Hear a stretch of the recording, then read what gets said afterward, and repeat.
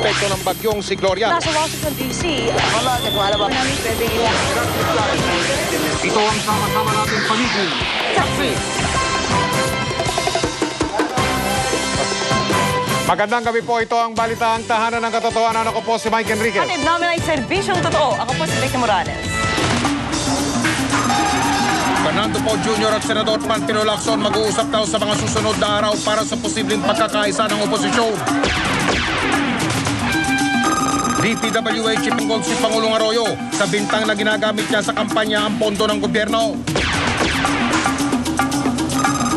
Sunod-sunod na pagsabog sa Madrid, Spain, inapo ng Al-Qaeda Terrorist Network. Sa ikalawang araw ng investigasyon ng Special Board of Marine Inquiry, mga crew ng Super Ferry 14, umamin na nagkulang sa tinatawag na emergency measures ang WGNA nang masunog ang barko. Makiside trip sa bundok ng Sierra Madre sa Isabela. At kilalanin ang mga Viva Heartmen.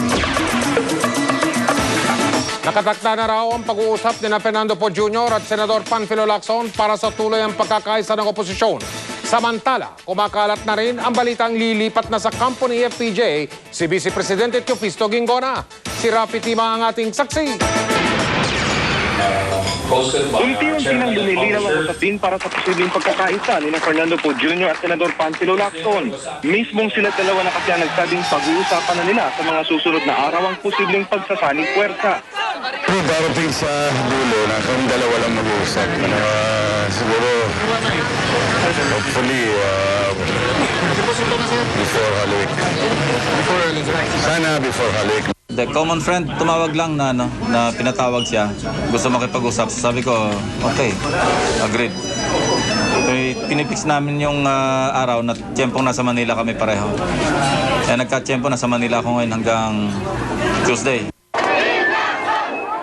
Pero hiling ni Lacson, dapat daw ay one-on-one ang usapan. Tiniyak naman ng mga kaalyado ni FPJ, di-distansya sila. Definitely, if there are talks ongoing, it is going to be between FPJ and Ping Lacson. Pero may naisip si Ping para tuluyang magkaisa ang oposisyon. Buti pa raw umurong na lang si The King. If he slides down, he'll beat Noli De Castro and I'll beat the other candidates. Payo naman ni KNP Senator Salvador Escudero kina FPJ at Lacson, gawin sa lalong madaling panahon ang pag-uusap. Baka daw kasi matulad sila dating House Speaker Ramon Mitra at Ping Juanco na kapwa natalo bilang hiwalay na kandidato ng oposisyon noong 1992 presidential elections. Si Escudero ang namagitan noon sa labigong pag-uusap sa pagitan ng Mitra at Juanco. Again, the chances of unification now would be much greater, learning from the experience of that failed unification. Both of them lost.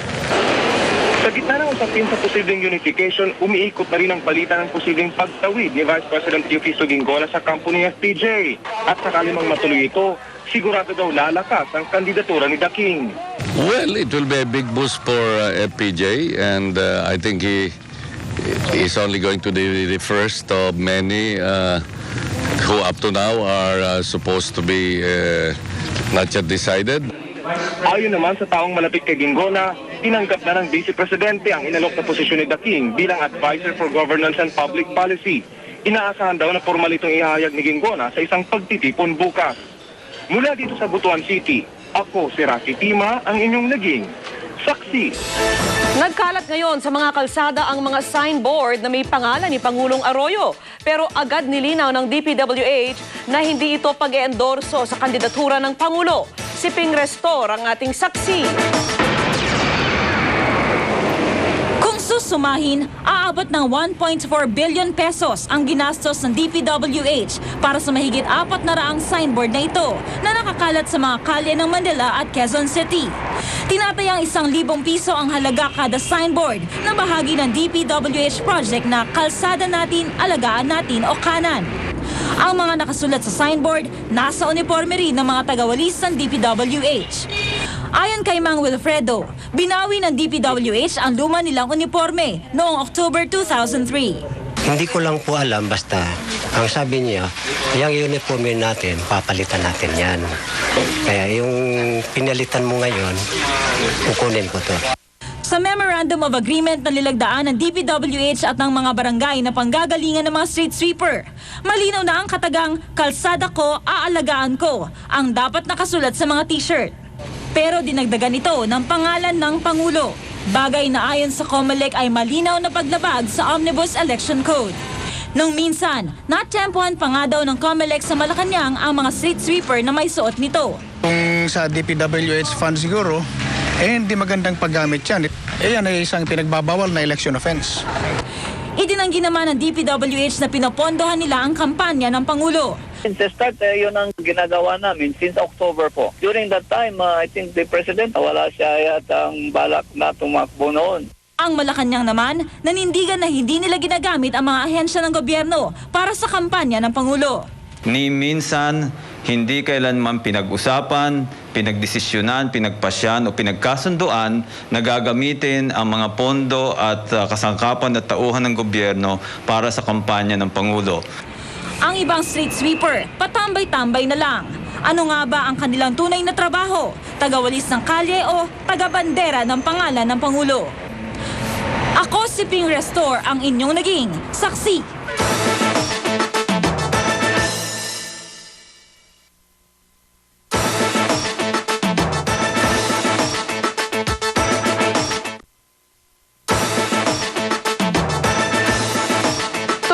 Pagtugi sa 6 na pugante ng Quezon District Jail. Sa gitna nito, nagbabala ang pamunuan ng bilangguan sa publiko na mag-ingat dahil armado ang mga pugante.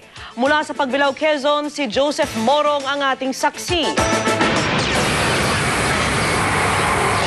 Maila pa rin ang 6 na pugante na tumakas sa Quezon District Jail sa Pagbilao, Quezon. Namataan ng mga otoridad sa barangay Mayhay sa Pagbilao ang 3 sa kanila. Ang magpipinsang sina Eduardo Andaya, Henry Andaya at Eric Basan. Pero mabilis na nakatakas ang mga pugante. Ang nakakita yung aming kasamahan na isa, si J.O. De Los Santos. Ay di nung pagputok niya ay nakaiktad. Hindi naman namin masyadong kabisado yung area. Ay di pumutok na rin yung mga kasamahan naming PNP. Kaya lang ay di nakalayo na nga yung tao. Babala ng otoridad sa publiko, armado at delikado ang mga preso.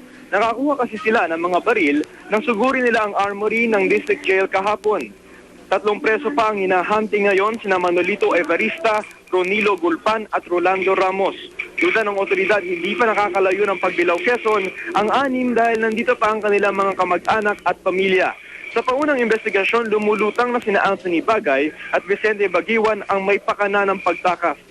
Napatay ang 2 kahapon sa gitna ng pagtatangka nilang tumakas. Gawa nung last week, may hearing yan. Hindi natuloy ang hearing. So, kahapon, siguro kaya ginawa nila yung hindi nangyari yung kanilang attempt nung sinasabi natatakas sila noon sa hearing. Iniutos na rin ng Pangulo ang investigasyon sa insidente. And the other thing is, what do they do now to make sure that there's no more escape that will take place in this jail? Mula rito sa Lucena City, Quezon, ako po si Joseph Morong, ang inyong naging saksi. Mga kapuso, nung nasusunog po ang Super Ferry 14, walang emergency light, walang alarm at hindi gumana ang mga water sprinkler na pampatay na sunog. Base ito sa testimonya ng mga tripulante ng barko ngayong ikalawang araw na ito ng investigasyon. Si Maki Pulido ang ating saksi.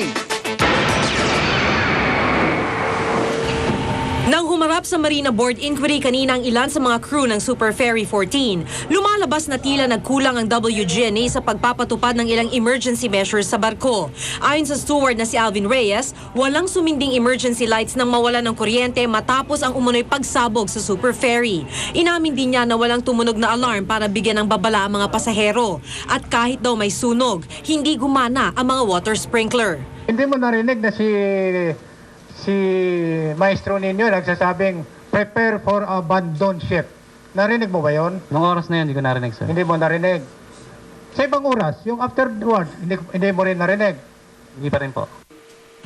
Ayon naman sa Chief Operating Officer ng barko na si Michael Buenaflor, kulang sila sa gamit kontra sunog. Based on what you saw and what you experienced in trying to combat this fire, was the equipment provided on the ship sufficient for you to be able to combat this fire? To tell you the truth, sir, with that kind of fire, the breathing apparatus is not enough. Ginisa rin ng crew kaugnay sa pagligtas nila ng mga pasahero, lalo na ng amini ni Alvin Reyes na may mga narinig silang sumisigaw ng saklolo. Sadyang iniwan daw nila mga nakulong na pasahero dahil masyado ng makapalang usok. Hindi nyo nailabas yung dalawang pasahero yon. 5 po yung nandun, sir. 5? Yes, sir. Bali, isang lalaki, isang babae, isang mag-asawa, at isang bata. Parehong sinabi ng dalawang testigo na may sumabog sa barko. Sabi pa ni Reyes, nangamoy pulbura ang barko pagkatapos ng pagsabog. Ganito rin ang sinabi ng kapitan ng barko kahapon sa unang araw ng investigasyon. Pero ayon sa Coast Guard, walang naganap na pagsabog batay sa nakuha nilang mga bahagi ng barko. Buo-buo pa raw kasi ang mga ito, bagamat nasunog. Malakas yung explosion talaga. Hindi may iwasang magkaroon ng mga bagay dyan na yung mga bakal magkakaroon ng splinter, magkakaroon ng mga butas-butas. Oras na matapos ang pagkwestiyon sa crew ng Super Ferry 14, mga nakaligtas namang pasahero ang tatanungin ng Marina para bigyang linaw ang mga pangyayari nang maganap ang trahedya. Ako si Maki Pulido, ang inyong naging saksi. Sunod-sunod na pagsabog sa Madrid, Spain, inako ng teroristang grupong Al-Qaeda. Seguridad sa MRT at LRT dinoble matapos sa mga pagsabog sa Madrid. Ito ang sama-sama nating pagiging saksi.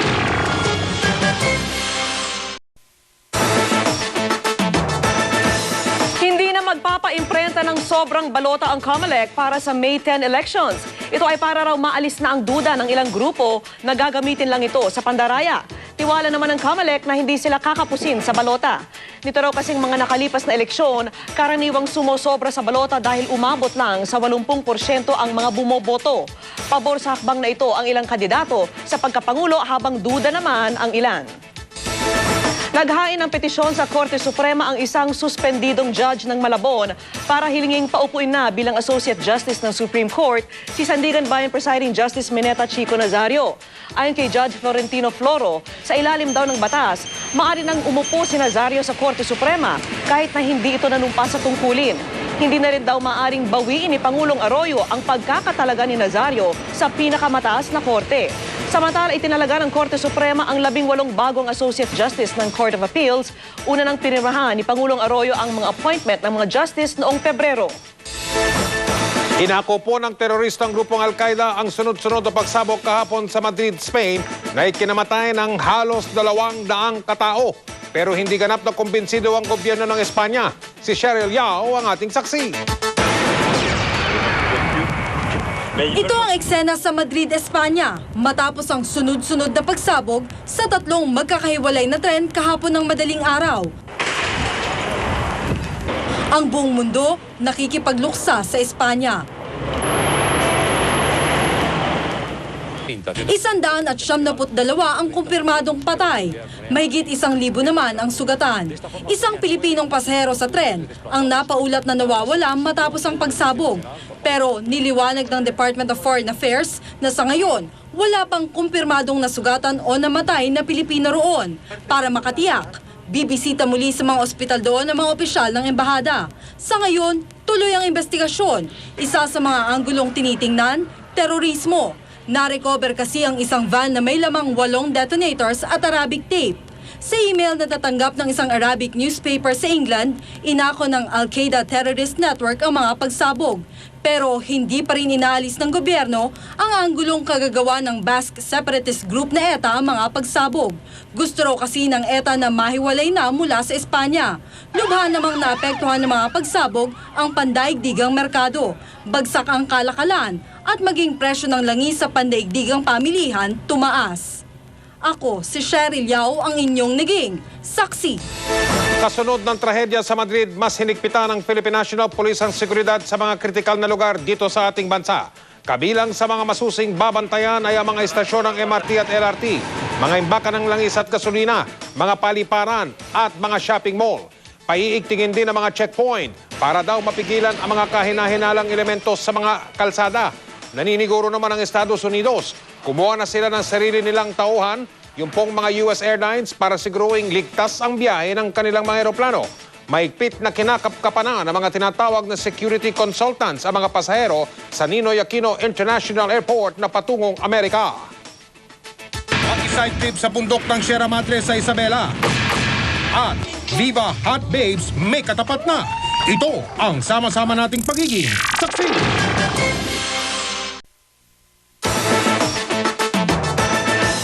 Mga kapuso, malaking bahagi na po ng kagubatan ng Pilipinas ang nakakalbo dahil sa iligal na pagtutroso. Ang bundok ng Sierra Madre hindi na rin ligtas sa illegal logging. Personal itong nasaksihan ni Howie Severino na mag-side trip siya doon kamakailan.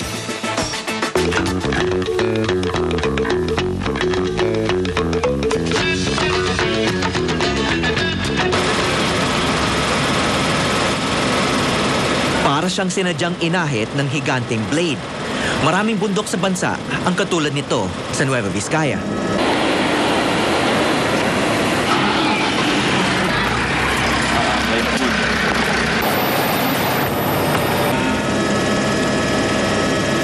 Ngunit ngayon, sumakay kami ng chopper upang makatanaw naman ng bihira ng kondisyon ng mga bundok.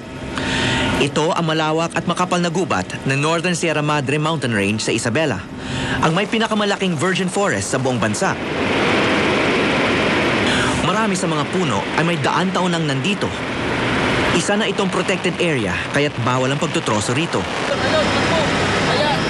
Sumama ako sa mga staff ng DENR at sa NGO na Kabang Kalikasan ng Pilipinas upang makumpirma ang mga balita ng illegal logging dito. Ay, illegal lahat yan. Oo, illegal lahat yan.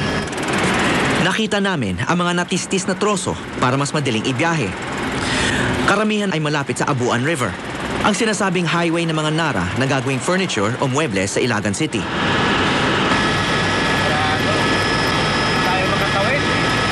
Naranasan din namin kung gaano kapeligroso ang lumipad sa ibabaw ng Northern Sierra Madre.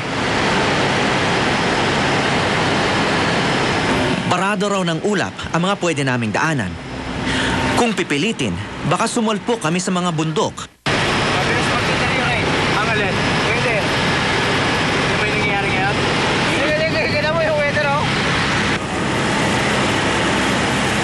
Tuloy pa rin ang piloto sa paghahanap ng malulusutan.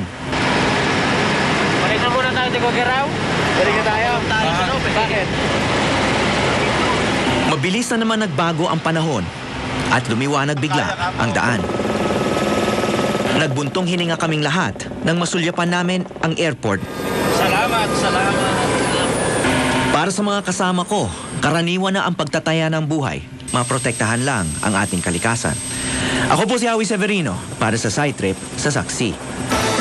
Nagsama-sama po ang mga macho at nagagandahang lalaki sa isang sexy VCD. Sila raw ang lalaking bersyon ng mga hinahangaang Viva Hot Babes. Si Lars Santiago ang ating saksi. Sila ang mga Viva Hot Babes. Pero ngayon, meron na silang male version. Ladies and gentlemen, the Viva Hot Men! Isa sa 10 Viva Hot Men, si Allen Dizon, kilala ng artista. Ang siyam, puro baguhan at syempre, kakisigan ang kanilang puhunan. Okay yung feeling natin sa na-launch na rin ng Viva Hot Men. Tsaka napasama ko sa mga macho rin na ganito. Kahit ako, nag-expect ako na someday sana magawa namin yung kahit kalahati ng Viva Hot Babes.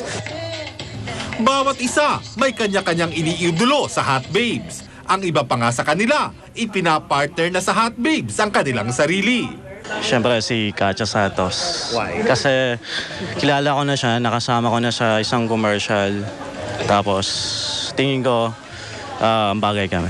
Si Gwen. Why?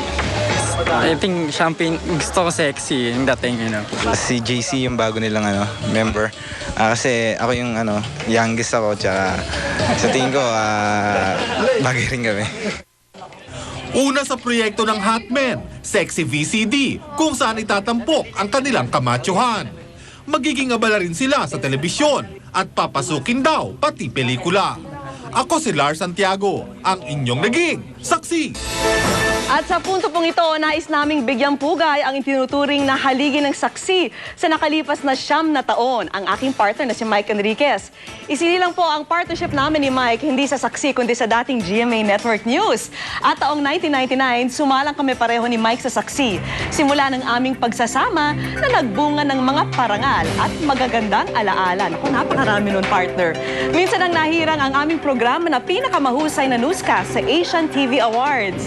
Naku, natatawa ako sa video ha. Pinala din kaming naging natatanging newscast sa Pilipinas na nanalo ng top prize sa New York Festivals. Tunay ngang isang napakagandang samahan sa harap ng kamera maging sa likod na ngayon magpapaalam na po. Dahil simula sa Lunes, si Mr. Saksi itutuloy ang paghahatid ng balita sa programang 24 Oras kasama si Mel Tiangco. Partner, maraming salamat. Maraming salamat sa mga taon na nagkasama tayo. Ako partner magpapasalamat sa iyo. Talagang puwera, bola, talagang mamimiss talaga kita partner. Isa lang ang hinihiling ko. Ano? Sana pwede pa rin kitang tawaging partner. Aba ako rin. Magtatampo ako sa iyo pag hindi mo ako tinawagang partner pa rin. At mga kapuso, sama-sama po tayo sa balitaan. At simula nga po sa Lunes, ang inyong lingkod, makakasama na po ni Mel Tiangco sa programang 24 Oras. Samantala, ipinakikilala po namin sa inyo ang inyong bagong makakasamang saksi. Gabi-gabi, Lunes hanggang Biyernes, kasama po ni Vicky Morales, walang iba kundi ang iga ng bayan, si Mr. Arnold Clavio. Yuhu! Bagong partner. Oh, bakit nakakamalungkot? Diyos ko. Ito na po ang Salamat. bagong saksi. Mga kapuso, partner?